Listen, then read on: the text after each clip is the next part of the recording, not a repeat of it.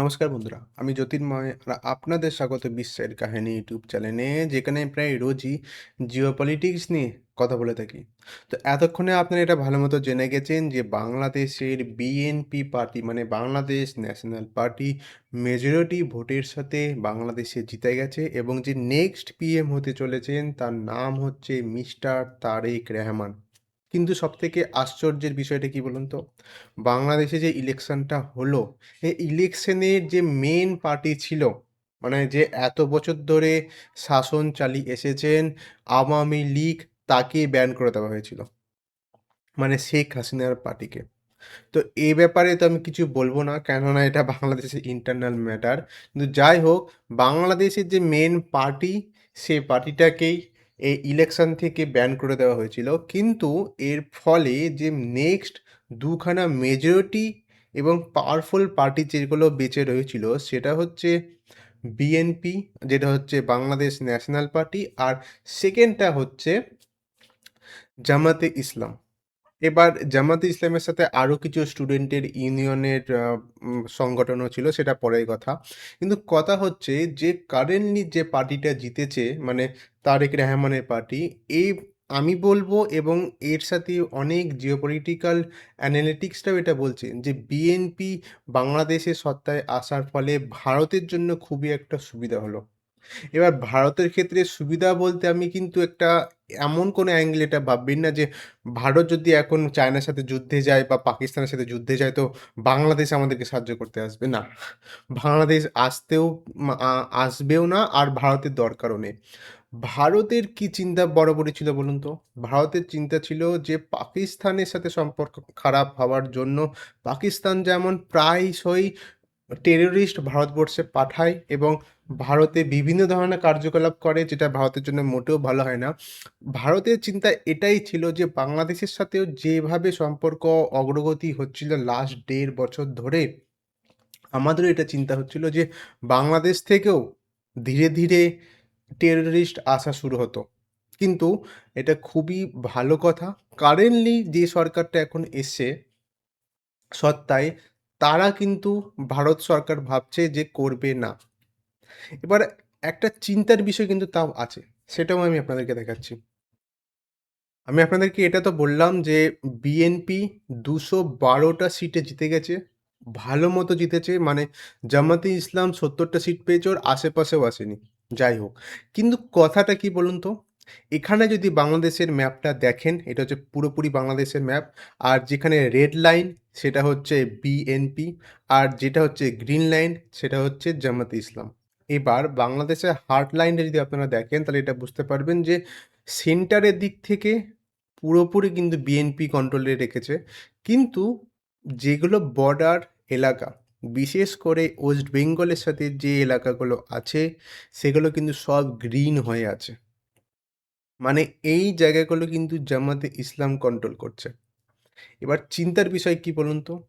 যদিও বা বিএনপি সত্তায় এসেছে, কিন্তু যেহেতু জামাতে ইসলাম অ্যান্টি ন্যারেটিভ তারা অ্যাপ্রোচ নিয়েছিল এই ভোটের জন্য, আর বিশেষ করে বর্ডার এলাকাতে তারা এগুলোকে বেশি অ্যাপ্লাই করেছিল, আর সেই কারণে তারা এই জায়গাতে মেজরিটি সিটে মানে মেজরিটি সিটের সাথে জিতে গেছে। যদিও ভবিষ্যতে আশা করি এই নিয়ে আমাদের কোনো প্রবলেম হবে না, কিন্তু এটা একটা আমাদের মেন্টালিটি বোঝাচ্ছে যে যারা বর্ডারে থাকে বাংলাদেশের, তাদের মানে মেন্টালিটিটা কেমন ভারতের দিকে। কিন্তু এবার আমি আপনাদের একটু একটা টুইট দেখাতে চাই, যেখানে নরেন্দ্র মোদী কনগ্র্যাচুলেট করেছেন তারেক রহমানকে। এখানে তিনি বলেছেন, delighted to speak with mister Tarique Rahman, I congratulate him on the remarkable victory in the Bangladesh election, I conveyed my best wishes and support in his endeavor to fulfill the aspiration of the people of Bangladesh, as to close never with deep-rooted historical and cultural ties. I reform India continue committed to peace, progress and prosperity of both our people. এবার আমি বলি, এই টুইটটা করার পরও কিন্তু তারেক রহমানের দিক থেকে একটা রেসপন্স আসে, যেখানে তিনি বলেন যে অবশ্যই তিনি ১ম এ নরেন্দ্র মোদীকে থ্যাংক ইউ করে এবং যেটা সবথেকে ইম্পোর্টেন্ট সেটা হচ্ছে এখানে তিনি বলছেন যে relationship between India Bangladesh to grow stronger. শুধুমাত্র বন্ধুরা এই কটা ওয়ার্ডেই আমরা পরিষ্কার এটা বুঝতে পারছি যে তারেক রহমানের ইন্টেনশন এবং ভবিষ্যতে ভারত ভারতের সাথে তার সম্পর্কটা তিনি কেমন তৈরি করতে চাইছেন। আর এর পেছনে আমার মনে হয় আরও একটা কারণও আছে। আমি সেটাও আপনাদেরকে দেখাচ্ছি। এখানে কি লেখা আছে একবার পড়ুন।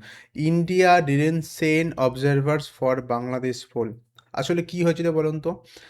এই ইলেকশনটা হওয়ার জন্য মানে বাংলাদেশে যে ইলেকশনটা হবে, এই ইলেকশনটা হওয়ার আগে বাংলাদেশ ভারতকে রিকোয়েস্ট একটা সেন্ড করেছিল, যেখানে তারা বলছিল যে ভারত থেকে যেন কিছু অবজারভার্স বাংলাদেশে পাঠানো হয়, এই ইলেকশনটা যাতে আরও স্মুথলি হয়। এবার আপনারা আমাকে বলবেন যে ভারতের সাথে এত বাজে সম্পর্ক হওয়া সত্ত্বেও তারা বাংলাদেশ কেন ভারতকে এই মেসেজটা সেন্ড করেছিল? প্রথমত এর পেছনে অনেকগুলো কারণ হতে পারে। কিন্তু যদি ভালোর দিকের কারণ দেখি, ১ম এ ভালোর দিকটা নিয়ে আমি কথা বলি। প্রথমত ভারতবর্ষে যে ইলেকশন আমরা করে থাকি, এখানে কিন্তু কোটি, কোটি মানুষ ভোট দিয়ে থাকে। এস্টিমেট ধরা হয় কি ৮০ থেকে ৯০ কোটি। ঠিক আছে? আমি নাম্বারটা ঠিকমতো জানি না।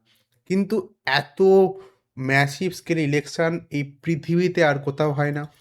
আর সেই জন্যেই হয়তো আমাদের কাছে যেহেতু অলরেডি এক্সপিরিয়েন্স, টেকনোলজি সব কিছুই আছে, সেই জন্যে হয়তো বাংলাদেশ ভারতবর্ষকে এই রিকোয়েস্টটা সেন্ড করেছিল। এটা হচ্ছে ভালো দিকটা আমি বললাম। এবার এর একটা ডার্ক সাইড বলছি। বাংলাদেশ এই মুহূর্তে যেহেতু ইউনিয়ন সরকার চালাচ্ছিল ইলেকশনটা হওয়ার আগে, যে ইন্টিম গভর্নমেন্টটা ছিল, তাদের হয়তো এটা কোনো একটা চাল হতে পারত। কেননা আপনারা দেখে থাকবেন প্রায়শই বাংলাদেশে যাই হোক না কেন ঘুরিয়ে ফিরিয়ে তারা ইন্ডিয়াকে ব্লেম করে। ঠিক যেমন পাকিস্তানে যাই হোক, পাকিস্তান ইন্ডিয়াকে ব্লেম করে। তাই বাংলাদেশে হয়তো এটা কোনো একটা হিডেন এজেন্ডা ছিল। ভারত যদি বাই চান্স অবজারভার সেন্ড করে দিত ইলেকশনে এবং সেখানে তারা হয়তো এমন, এমন ভিডিও প্রকাশ করত, বিশেষ করে জামাতে ইসলাম। কেননা আমার তো এটাও পরিষ্কার মনে হয় জামাতে ইসলাম অলরেডি জানতো যে তারা ইলেকশনটা হারতে যাচ্ছে। তারা কি করত, ভারতের যে অবজারভারগুলো যেত, তারা তাদের বিভিন্ন জায়গা থেকে ফটো নিত বা ভিডিও নিত এবং সোশ্যাল মিডিয়াতে পোস্ট করে বলতো, "দেখুন ভারতের অবজারভার কীভাবে ইনফ্লুয়েন্স করছে আমাদের ভোটারকে বা আমাদের পোলিং এজেন্টদের।" কিন্তু ভারত সরকার অলরেডি এই ট্যাকটিকটা বুঝে গেছিল। আর সেই কারণে ভারত পরিষ্কার বলে দিয়েছে যে, "না, আমরা কোনো ধরনের অবজারভার সেন্ড করতে চাই না। আমরা একদম নিউট্রাল থাকতে চাই। যে সরকার আসবে আসুক না, তাদের সাথে আমরা ডিল করব। কিন্তু আমরা আমাদের তরফ থেকে কোনো অবজারভার্স বাংলাদেশে পাঠাবো না।" আর একদম ঠিক সিদ্ধান্ত এটা নিয়েছে। কেননা এখন যেহেতু আপনারা বুঝতে পারছেন বিএনপি মেজরিটি ভোটে জিতেছে, একটা বিশাল বড় চান্স ছিল যে 100% জামাতে ইসলাম এই ধরনের ন্যারেটিভ ছড়াতো। আর এই জন্যে আমার মনে হয় তারেক রহমান পিএম মোদিকে নিজের তরফ থেকে থ্যাংক ইউ জানিয়েছে। কিন্তু বন্ধুরা আমি আবার ক্লিয়ার করে দিতে চাই, পলিটিশিয়ান কিন্তু ভোট জেতার আগে একরকম কমিটমেন্ট করে আর ভোট জেতার পর আরেক ধরনের কমিটমেন্ট করে। তো তারেক রহমান এখন আমাদের সাথে ভালো ব্যবহার করছে, ঠিক আছে, তাতে কোনো প্রবলেম নেই। কিন্তু ভবিষ্যতে তিনি কি করবেন না করবেন সেটা কিন্তু আরও কিছুদিন পরেই আমরা বুঝতে পারবো। এখন আমরা শুধু এস্টিমেট করতে পারবো। কিন্তু এটা আমি বলতে পারবো পরিষ্কার যে তিনি যাই করুক না কেন, তিনি মোহাম্মদ ইউনূসের মতো হবেন না। আর এর পেছনের যে কারণগুলো এবার সেটাও আমি আপনাদের সাথে শেয়ার করি। এতদিন ১.৫ বছর ধরে আমরা দেখে আসছি মোহাম্মদ ইউনূস কীভাবে বাংলাদেশকে চালিয়েছে। সে কিন্তু কোনো না কোনো কারণে ভারতের সাথে বাজে সম্পর্ক তৈরি করার জন্য পুরো জি-জান লাগিয়ে দিয়েছে। এমনকি আপনারা এটা একবার ভেবে দেখুন, মোহাম্মদ ইউনিস আমেরিকার সাথে ডিল করল।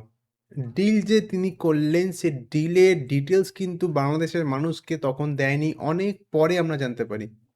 আর একবার এটা ভেবে দেখুন, আমি যেটা আগের ভিডিওতেও এই নিয়ে কথা বলেছি যে, বাংলাদেশ যে টেক্সটাইল তার ওপর নাকি 0% ট্যারিফ আমেরিকা বসিয়েছে। খুব ভালো কথা বসিয়েছে। কিন্তু এর পেছনে যে ক্যাচ সেটা একবার দেখুন। বাংলাদেশকে তুলো কিনতে হবে আমেরিকার কাছ থেকে। আমেরিকার কাছ থেকে যে তুলো কিনে সে জামা তৈরি করবে, সে জামাটা তারপর যদি আমেরিকায় বিক্রি করে তাহলে তার উপর 0% ট্যাক্স। এবার আমার বক্তব্য হচ্ছে আমেরিকার থেকে যদি তারা তুলো কেনে সেটা তো এমনিতেই তো রে বাবা বেশি দামে তারা কিনবে। তাহলে যেই জামাটা তৈরি করতে বাংলাদেশে তৈরি করতে লাগছিল ৳১০০, কেননা সেখানে তারা তুলো উৎপাদন করছে। আর তারা যদি তুলো উৎপাদন ওখানে পুরোপুরি নাও করতে পারে, আশেপাশের দেশ থেকে যদি তারা তুলো কেনে, তাহলে যেহেতু ট্রান্সপোর্টের খরচটা তাদের অনেক বেঁচে যাবে। এবার এই ম্যাপটাতে একবার দেখুন। আমি এ নিয়ে অলরেডি আগের ভিডিওতে কথা বলেছি ডিটেইলসে, হ্যাঁ? এখান থেকে বাংলাদেশ থেকে ঘুরে যেতে হবে এই এত দূরে আমেরিকা। একবার দেখুন, এখান থেকে এত দূর হচ্ছে বাংলাদেশ। মানে এই জলপথ দিয়ে যেতে হবে নৌকাকে বা জাহাজকে, তারপর তারা তুলো এখানে পৌঁছাতে পারবে। এবার এর জন্য তো প্রচুর টাইমও যাবে, প্রচুর এক্সট্রা খরচাও যাবে। তাই যে জামাটা বাংলাদেশে তৈরি করতে ৳১০০ লাগছিল, সেই জামাটায় যদি তারা তুলো আমেরিকা থেকে কিনে নিয়ে আসে, তাহলে সেটা মোটেও ৳১০০ হবে না। মিনিমাম সেটা ৳১২০ যাবে। তাই তো? এবার সেই জামাটা যদি তারা আবার আমেরিকায় বিক্রি করে, তাহলে এমনিতে তো তারা 20% মতো মানে বেশি দামে তাদেরকে তৈরি করতে হচ্ছে। তো আমেরিকা যখন বিক্রি করতে যাবে তো মিনিমাম সেটাকে ৳১৫০ তাদেরকে বিক্রি করতে হবে। আর যে জামাটা ভারতে তৈরি করা হবে ৳১০০ তে, যদিও তার উপর যদি 18% ট্যারিফ লাগে, তাহলেও সেটা বিক্রি হবে হয়তো আমেরিকাতে ৳১২০ বা ৳১১৮ য়। তাহলে বাংলাদেশ কি করে এখানে প্রফিট কামাচ্ছে? মোহাম্মদ ইউনূসের মতিগতি মোটেও ভালো ছিল না। আমি বারবার বলব, ভবিষ্যতে হয়তো এটাই বলব যে খুবই ভালো হয়েছে এই মুহূর্তে তারেক রহমান বাংলাদেশে এসেছে। আমি আবার কোনো এক ইম্পোর্টেন্ট জিওপলিটিক্যাল নিউজ নিয়ে আপনাদের সাথে কথা বলব। আজকের ভিডিও আপনাদের কেমন লাগলো অবশ্যই বন্ধুরা কমেন্টে লিখে জানাবেন।